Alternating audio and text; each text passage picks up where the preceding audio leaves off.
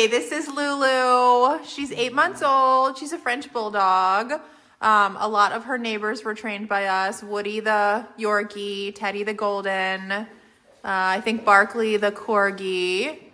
And so they say in typical Frenchie style, she's very stubborn. She has selective hearing. She pulls really hard on the leash. She listens when she wants, maybe for a treat, maybe not. A lot of problems with destruction. She's eating carpets. She's chewing the baseboard. She's destroying stuff if she's left out. So yeah, she's here for 3 weeks. She's 8 months old. They're really excited to get her on a good track. And she's really cute, really cute. She looks like a little loaf of bread. She's like, where am I? I talked about this in Bear's video, but if you see your dog not acting like they normally do at home, you know, it's not uncommon. They're away from their pack. They're in a place they don't know where they are. Don't worry, it'll come out. Wow. She wants to be near you. Hello. Wow, good girl. Really friendly. She likes other dogs. She likes people. Oh, I see. Yeah. Look at those ears. Cutie. I keep denying her what she's used to, which is being Full access, yep. Yeah. And she's like, where is it? Where's the full, where's the MVP? I want full access. Yeah. See, and then she gives me the, Aw. look at that, yeah. We're already, so this is me talking dog, okay, the best I can.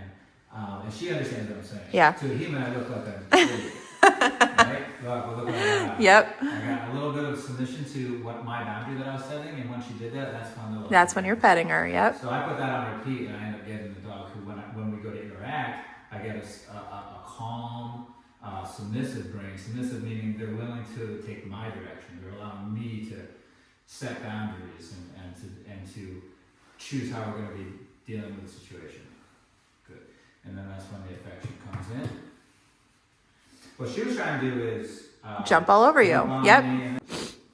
Right? And what will happen is because a lot of people, they want to pet the dogs. Yes. So happen, even though that's And so it gets rewarded. Okay, so the reason why I bring that up, because it sounds like it's not important, that is going to directly affect how she lives in my environment with me. Yeah. So just because I set this boundary right here, she's already like a certain percent less likely to chew on things. You know, because we're establishing they are pack oriented, right? So if she establishes herself up as high up in the hierarchy in our pack, that means she has full access to the resources. What is a resource? Things she wants and needs, right? Food, this is an obvious one, water, right? But also chew toys, socks, anything that she wants, she has first access to. But if we raise her in the way that we're saying, we're creating boundaries and correcting her if she's trying to cross those boundaries, like personal space, waiting for food. I bet you she don't wait for food. If she's chewing Baseboards, eating carpet. Things haven't been really drilled in the right way. Right. So, this is what it is she thinks that everything's hers, and that therefore she just responds that way. Our dog upstairs, Riggins, if before any intervention from us, he'd be the same way. Disastrous. Yeah. If I left a piece of pizza out accidentally Gone on the counter, you can guarantee along with the plate. He's gonna go grab that. Now that we've had our relationship established, he's been living with us for years. I have accidentally and can accidentally leave things out like right there, and he won't touch them because he doesn't see them as his. He sees everything's mine first because I'm the leader, and then it trickles down. I will give to him. But he can't come take from me, he can't come, so we've communicated those standards to him, and now that's just as normal. So there could be food up there right now, I don't even know, but he's not going to touch it because... No, he's definitely not going to chew the baseboards. But yeah, so food's a good example because... Yeah. You know, but it's directly related. Everything's related to the destruction of the property. Not listening, the selective hearing just means not listening. Yep. That's all it is. So it starts with your dog. It's going to start with their environment and their relationships with the humans in those environments. So when she goes home, I mean, if she's my dog and I'm having issues with chewing on the stuff, we can use our structure. We will use our structure, which will keep us there won't be incidences if you use your structure. But another thing, when she's in her free time, there's still rules. Yep.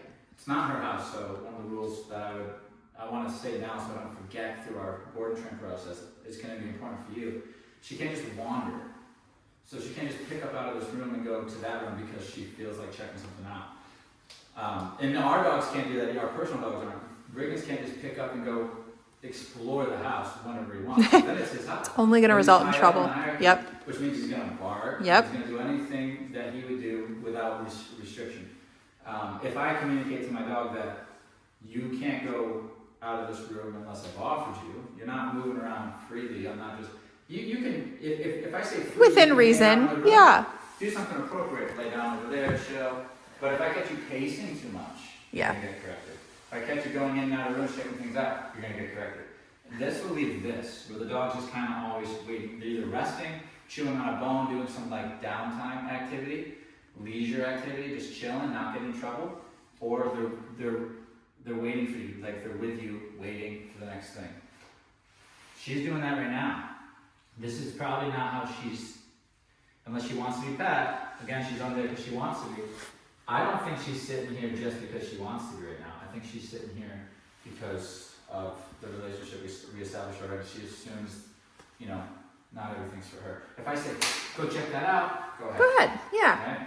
Let's These go are on a little walk. things. So what we do Yep. when we get a dog is we bring him home, put him in the house, and say, Everything's "It's all yours. Oh no, she Okay. chewed the carpet up. Oh And- no. Yes, yeah. And then we say, oh, now we need to take it away. Now we need to take it That's away. actually not yours, you're not allowed. So Yes. You have this, you can't go over here. And then the dog's like, wait, I just had a taste of being I know. queen. Right? Yep. And everyone's hoping to get that jackpot dog, which is like 1 in 500 million, where they're just naturally good. Yeah. And it just if doesn't you're- happen. If you're trying to find that, there's 1 in 500 million. Don't try any of the golden. No. If you're trying to get that, you get a golden breed. Odds are you're going to see something, whether it's destruction, potty issues, jumping, barking, not listening. You're going to see something without intervention. I've never seen that. So I've never met a dog that I didn't feel like I had it corrected. I some agree. way Or another. I agree. You know what I mean? Because even those really nice ones can be annoying. You'll find a And you're hole. like- Yeah. And that's another thing to keep in mind. These are general videos for anybody out there, but if your dog is you find them making you annoyed. Yeah. Like, You're oh, this is frustrated. stressful. You're The vibe in here sucks because you're in the room with me. That's a good signal that it's time to start tightening up. yeah. One of the things exactly I don't like that you're doing. Good. We're going to start with foundational work. We're gonna start with foundation work. and see how Recall she deals and with it. stay. So Okay. she's gonna learn what the beep means. Beep, verbal. I feel like at 8 months old, she's probably heard the word come before.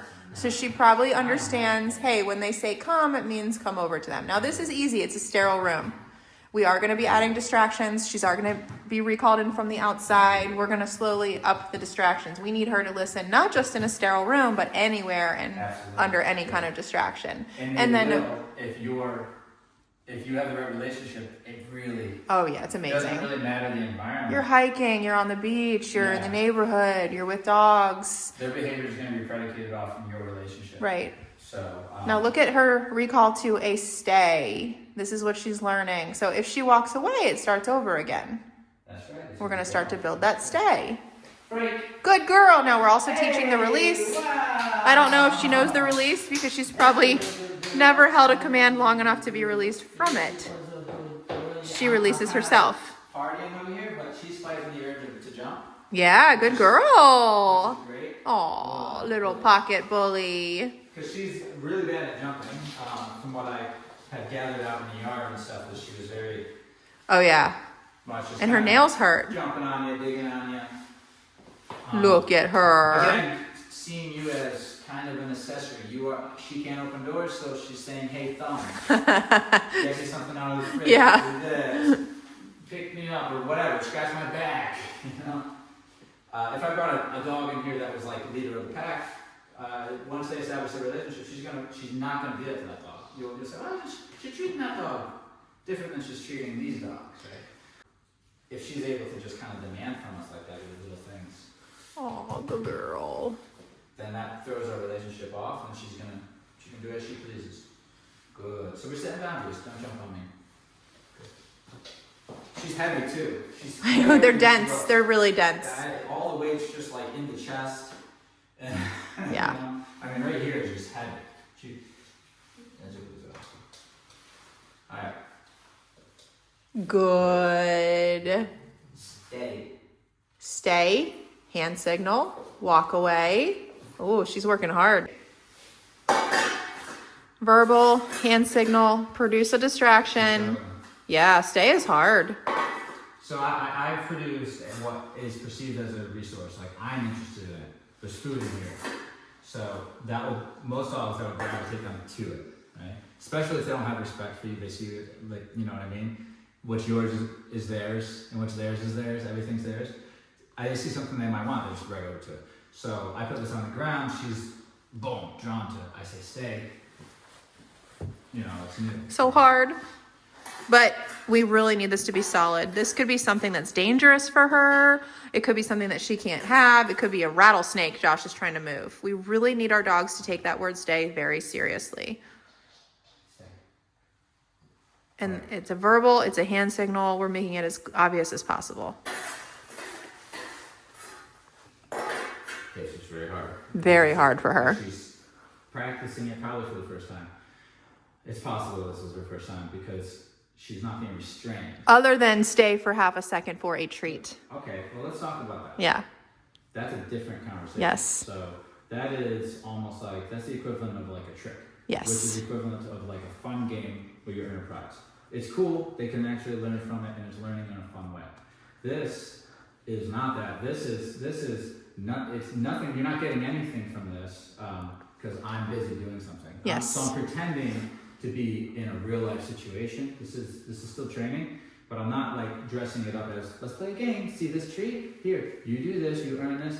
None of that. That's really fun for, ooh, she caught herself. Oh, she's so used to moving Look at around my body language. at free will. My body language is going to be very exaggerated in these early videos because these dogs are not paying attention to humans. So when I say stay, I'm you know what I mean? Yeah. By the end, I'm not doing any of that. She caught herself, so she's looking, now she's peering over here. She wants She's like, to, must not look. She wants to go, but I told her to stay, so that means she can't come towards the thing I'm interested in. And she can't walk away either. Now, why? This is so easy to set up. You can grab some food, put it in a bowl, set it down in the middle of the room, and then as long as your dog wants it, this will work. You tell your dog who's on the other side of the room, if they start coming towards it, to stay. And then if they don't listen, you can say, oh, okay, they're not going to listen anywhere else in life. You can test it in your living room before you even go outside, because you already know if they're not going to listen to this, they're not going to listen out there, or if people come to the door or anything like that. But if you see a dog struggling, it's really hard, you can say, okay, this is where we need to work. So it all comes down to resources when it comes to the pack. This is how they can establish themselves. This is how we can establish ourselves. There's something on the floor that I want, and she's not allowed to just come over to it.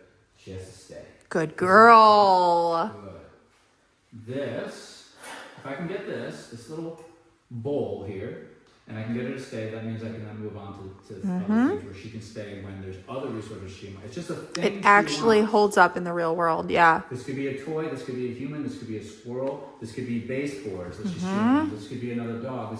Anything that she wants, I say if I'm in the room, I get it first, which means she's going to stop going and putting her mouth on things or even reacting to things. She's going to see the things she wants, and she's going to look at you, and you get the opportunity to say yes or no. All right, that's the beauty of getting that leadership position. Wow. This is definitely a new conversation for her. It's more like real life, something's happening. There's a rattlesnake, like you said earlier. Or I'm a dog in the pack, right? Another dog saying, don't go near my food. These are conversations that are missed in the developmental stages, right? So by the time they push a year, we don't have any control and things have fallen apart. So it's not that she understands, listen, they understand that. Oh, for sure. If I put food down and I gesture with my body, I don't even say the word stay, I just gesture with my body, get away from me, I'm eating. They already For know. sure. It's not like this is a foreign concept to them. stay. They do it with each other, like don't come near my food, right? So same with recall. They pick up on this stuff. I don't even want to tell you how quick they learn the recall, because then you'd be like, well, why am I sending him? Why am I sending the dogs if they learn all this stuff like super Because fast? they need to learn that listening is non-negotiable. Right. That's the real lesson. They never have trouble learning Yes. the concept. They have trouble surrendering Listening. control of a situation, aka listening. Yes. So they're all just don't listen. Yeah. And so what the beauty of the board train though is that yes, they learn the commands, and yes, they learn the right position in the hierarchy, which means they listen, they become followers. But also these commands are tied to everyday responses. So instead of barking, I'm gonna down. They're coping skills. Instead of running away, I'm gonna lay down. Yeah.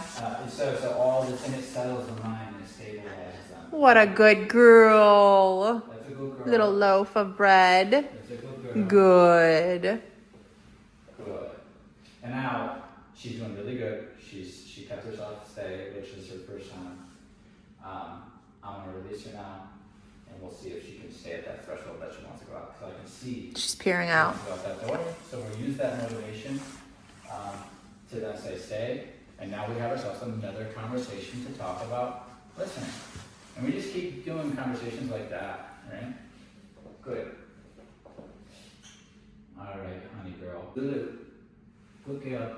Break. Good girl. Whoa. Look at what you did.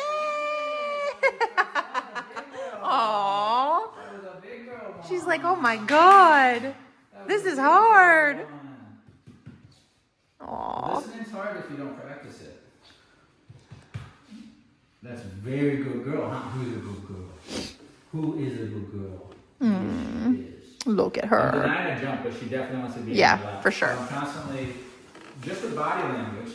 So here's another example, like people with the words and stuff, like they might not understand. I talk to her with my kneecap and she knows what I'm saying. Uh-huh. So if you watch, I can read when she's thinking about jumping, I deny it, and she says, okay, all right? And then I can, but look, now she thinks about jumping, can I jump on her? Look at that place. He's got an empty spot in his lap. Good. And now I'm telling you, this is how I like affection. Unless I've offered you up, you can't just jump on me. That's one of the boundaries I'm setting, all right?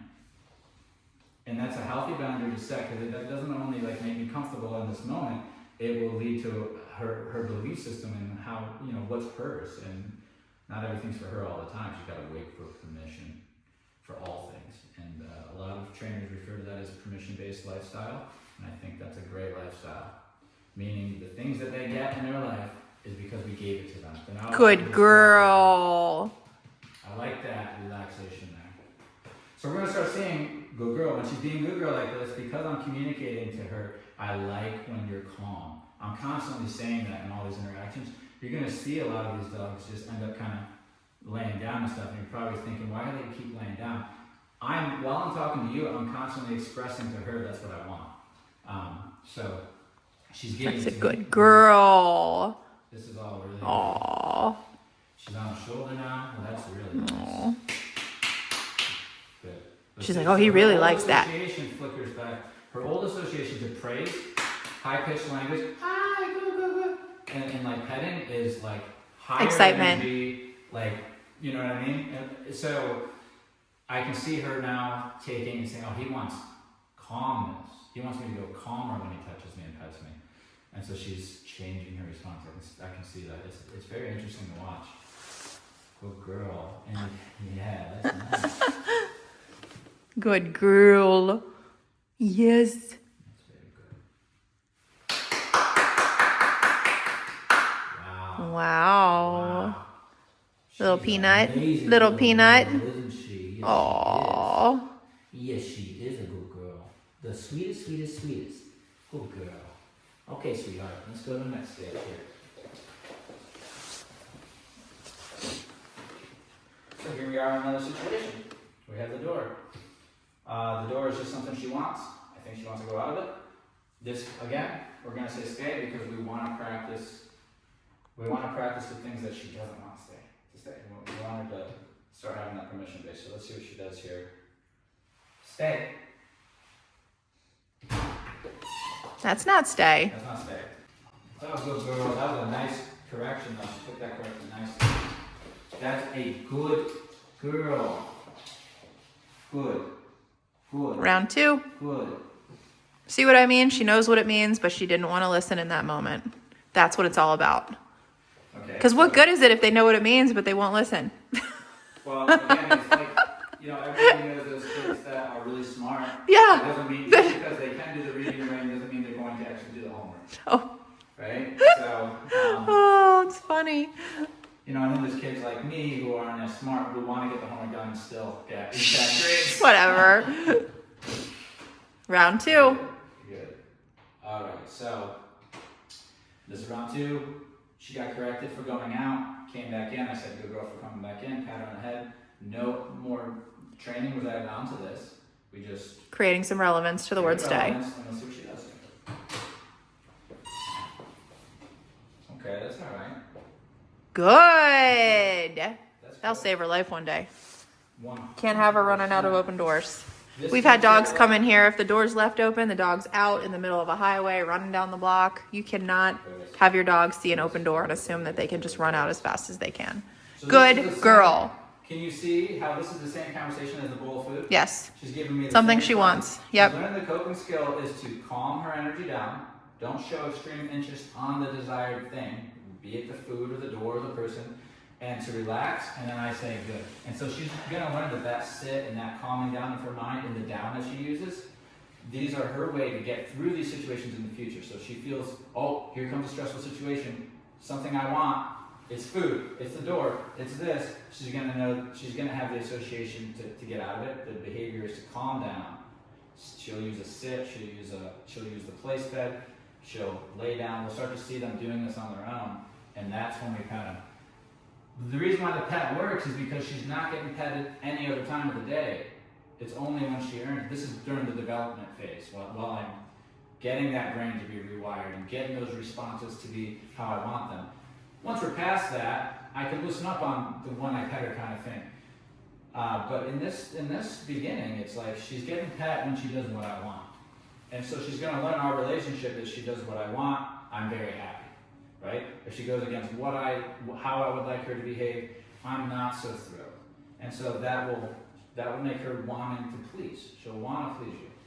That's how you get a dog to want to please you, by the way. That's the real way to get a dog to want to please you. You ever notice they want to please the older dog in the pack, the alpha dog in the pack? They're always like, that's the dog that's correcting them, but still they admire them. You're going to take that position. You're not going to take the position of begging and pleading and all that. That does not work. If it did, we wouldn't even have a job. Okay. Good girl. Wow. That was good. That was Wow. good, right? So, her brain, like, it's not that, she's smart, but she doesn't have to be super smart for this. None of them do. It's just like, we're addressing a resource so that there's a pack altercation, right? We're already friendly, but now there's food. And I want the food to stay away from my food. Oh no, you're still coming towards my food? Stay away from my food. Don't go out the door. So we're talking as a pack here. This is a very natural behavior for her to do even around another dog who's eating. Just like turn away from the food, lay down. And all I'm doing is capturing that, and I'm going to put this praise, in commands, right? Like, oh, sit, stay. This is pretty much the answer all the time. If I'm not recalling you or walking you, this will do just fine.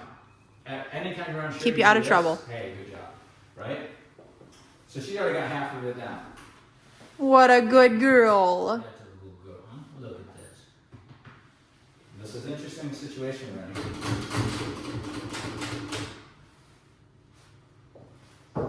Who is it? I got it. Hey, how's it going?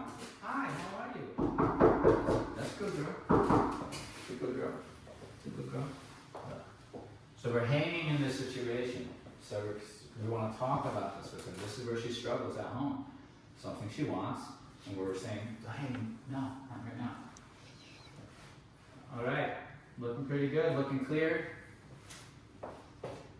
Lulu, that's a good girl. Break. Good girl. Yeah, girl. Woo!